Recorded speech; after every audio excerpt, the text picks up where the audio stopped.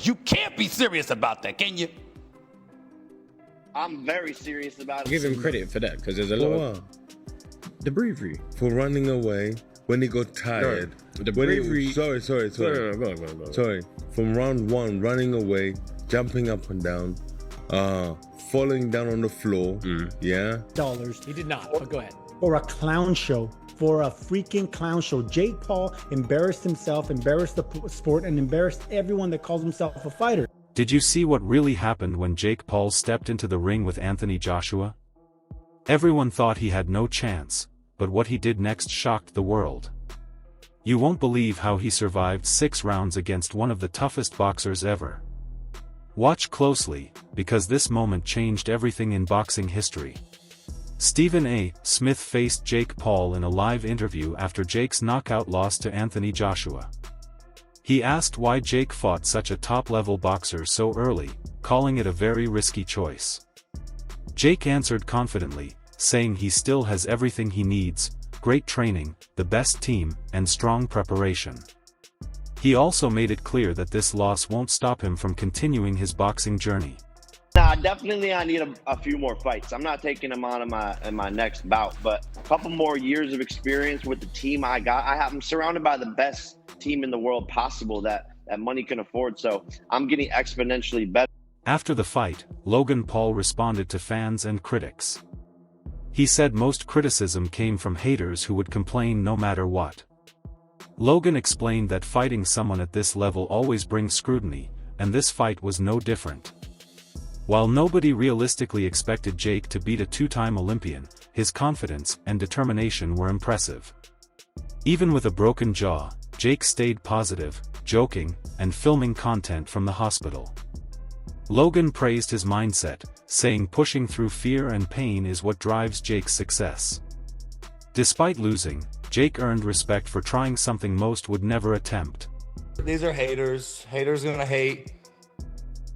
It's just the name of the game, you know. When you're operating at the high level that my brother and I are, the haters come with it. I mean, statistically speaking, part-timer, I think the narrative's dead. I've been showing up every single Monday for the past month and a half. I've wrestled in 4 out of the 5 times I was there. I won every single match. So like, everyone who's yapping can now shut their trap because the narrative's dead.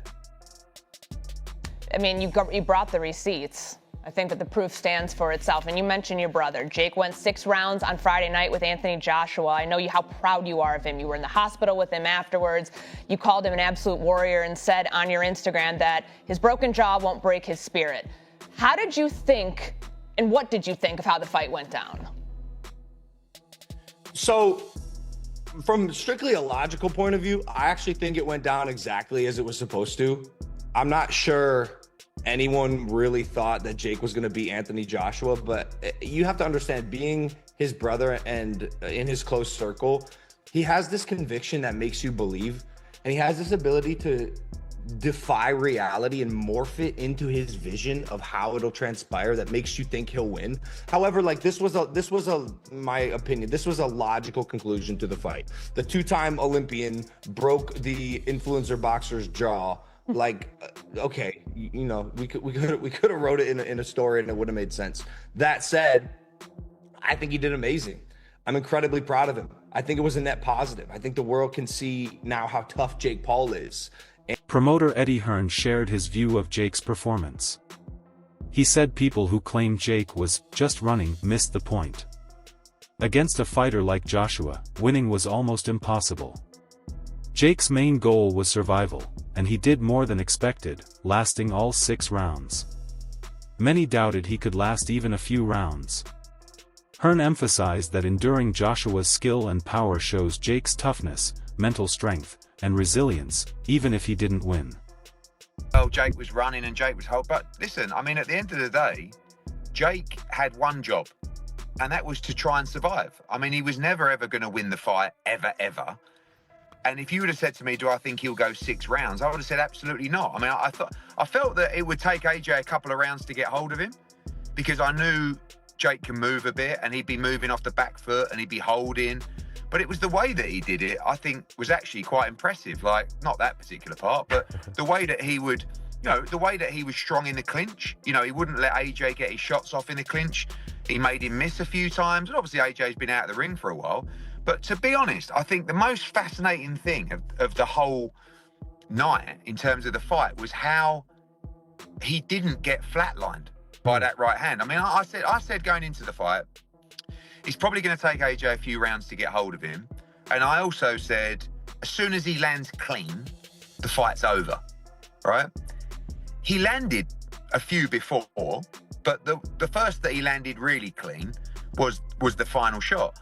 But, he never flatlined Jake. I mean, he did break his jaw in 2 places, which is a disaster. But there are a lot of heavyweights that would have been out cold from that right hand. I mean, one of them was Francis Ngannou in a pretty similar shot, really. Do you know what I mean? So I actually give Jake unbelievable credit for doing it in the first place, but his performance as well. I mean, I stand by the fact that I think he's just a decent cruiserweight, but he did go in with Anthony Joshua, and look, the world is full of criticism and opinions and negativity.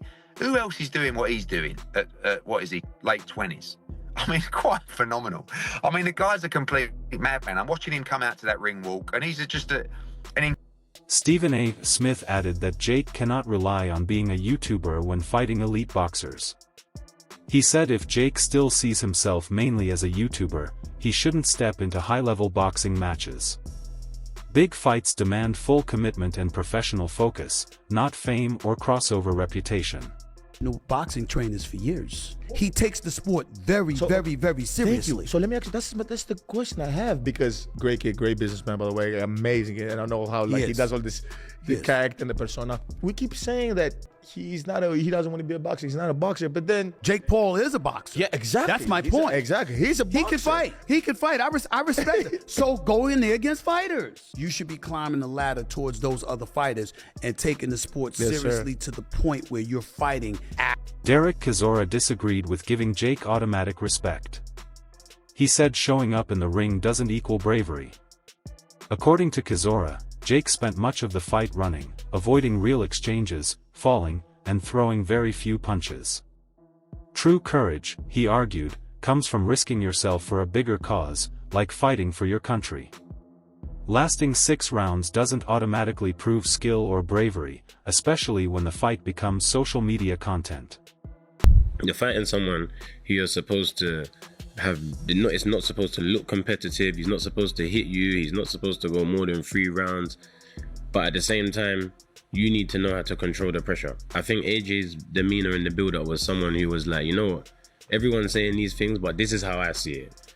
Yeah, I rate him, he can box a bit.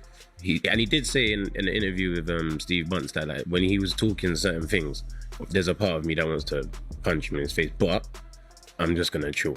And I feel like that's how he handled the immense pressure. The last time we saw AJ fuming like this, like when he actually tried to do something, was with Dylan. So we should not judge him when he says something like this, because when he don't say nothing, we say, oh, why is he not saying anything back? Yeah. And when he says something, we're like, oh. Another analyst said respect for Jake shouldn't be assumed. The fight was more about money than real competition. Inside the ring, Jake's repeated grabbing and holding made him look scared, not composed. Anthony Joshua is a dangerous, active heavyweight, and he proved it with every punch. As the fight went on, Jake became more defensive, trying to survive. The analyst explained that nearly $92 million was at stake, but money alone doesn't earn respect in boxing. Thought about that before getting in the ring with him. And I think a lot of things were revealed inside the ring. All the grabbing of the leg and stuff like that. That shouldn't have been. That almost looked like, it reminded me of Troy. You guys remember Troy when Orlando Bloom's character grabbed his brother's leg, You know what I mean? It looked like he was desperately scared, but I think he should have been desperately scared, because AJ was coming to hurt him. This wasn't a Mike Tyson fight. He wasn't 58 years old. This dude is 36. And Anthony Joshua like he said, because I've heard AJ say stuff like that. Hey, I'm going to F you up. He said the same thing to Hellenius, because he thought Hellenius was looking at him crazy. And it's like, what do you know, why are you looking at me like that? Right? And Hellenius like, huh? You know, and what happened to Hellenius? He got knocked out, and needless to say, he tested positive for something. But yeah, so if you hear AJ say, hey, I'm going to F you up. Oh yeah. That's what he means. And I think Jake Paul knew it. And I mean, he avoided a lot of big shots at the beginning of that fight, you know. But then as AJ started getting closer and those punches started getting, you know, more in range of hitting him, the grabbing happened a lot, you know, more. You know, he started gripping off. Chris Mannix and Sergio Mora broke down the fight, blaming Jake for his poor performance. They said he embarrassed himself in boxing by lacking fundamentals. Mora explained that real fighters know how to handle pain, fatigue, and pressure. Jake only learned to throw punches, not fight under danger. Joshua controlled the fight and could have ended it early but chose not to. Both analysts said the fight was disappointing for viewers and hurt boxing's reputation, showing the huge gap between a professional and someone crossing over from YouTube. Freaking clown show. Jake Paul embarrassed himself, embarrassed the sport, and embarrassed everyone that calls himself a fighter. And I've been telling you this for years. The thing about boxers is we train to be tired. We train to be hurt. We train to roll with punches. We train for a lot of things that this YouTube Disney star has been nobody. Never learned the trait. He never learned how to fight. He learned how to throw some punches. He learned how to box. And I told you it's because Jake Paul had the resources. He can have a head start in this career like you did in life, and you can make it out. But the thing is, when a fighter really wants to hurt another non-fighter, he can do it, and he can do it a lot easier and a lot faster. Anthony Joshua played with his food, and I'm going to tell you right now, he played with his food. I don't think he should have went to the 6th round, maybe the 4th at latest, because Jake Paul was running. He wasn't boxing. He was running, and every time he had a chance to try to tackle Anthony Joshua in fear, he was on his knees. It looked like he was praying. Jake Paul spent more times on his knees than you did in college praying for a girlfriend. It was embarrassing, Chris Mannix. It was embarrassing. And all the people that tuned in to Netflix and everyone else, just like the Mike Tyson fiasco that happened a couple years ago, we feel disgusted for having to watch that. I'm not going to defend the fight. It was a bad fight. It was actually worse. You're not going to put him on. You're not going to put him on the cover of Sports Illustrated again? No, because we put him on the cover of Sports Illustrated for very different reasons than boxing. It was a power issue, as you know. It would take a lot of my time and a lot of my patience to train these guys. Now, they don't know a right hook from a meat hook. They don't know a jab, you know, from a proper boxing jab to a jab in the arm with an injection. They haven't learnt the basic fundamentals. Nobody's taught them to keep their hands up and their chin down. Nobody's taught them how to jab properly. Like I say, these guys were just swinging shots on a wing and a prayer, and it was quite painful to watch.